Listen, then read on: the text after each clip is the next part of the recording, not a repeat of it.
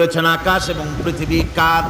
হে নবী, আপনি বলুন সেই মহান স্রষ্টার, যিনি রহমতকে, করুণাকে, ভালোবাসাকে নিজের জন্য প্রয়োজনীয় করেছেন। ভালোবাসা দেওয়া, করুণা করা, মহব্বত করা যিনি নিজের জন্য প্রয়োজনীয় করে দিয়েছেন। সৃষ্টিকে মহব্বত করা আর ভালোবাসা দেওয়া, শুধু সৃষ্টিই নয় বরং দয়া এবং ভালোবাসা দিয়ে তিনি সিক্ত করেছেন। আল্লাহর তাবৎ সৃষ্টির দিকে তাকালে, আল্লাহর পুরা সৃষ্টি জগতের দিকে যদি আমরা তাকাই, তাহলে আমরা দেখতে পাবো যে সমস্ত কিছুই, যা কিছু আমরা দেখতে পাই, এ সব কিছুই আল্লাহ পাক একটা কুদরত দিয়ে, রহমত দিয়ে, মহব্বত দিয়ে, স্নেহ দিয়ে তিনি সৃষ্টি করেছেন মানুষের জন্য, সৃষ্টি জগতের জন্য।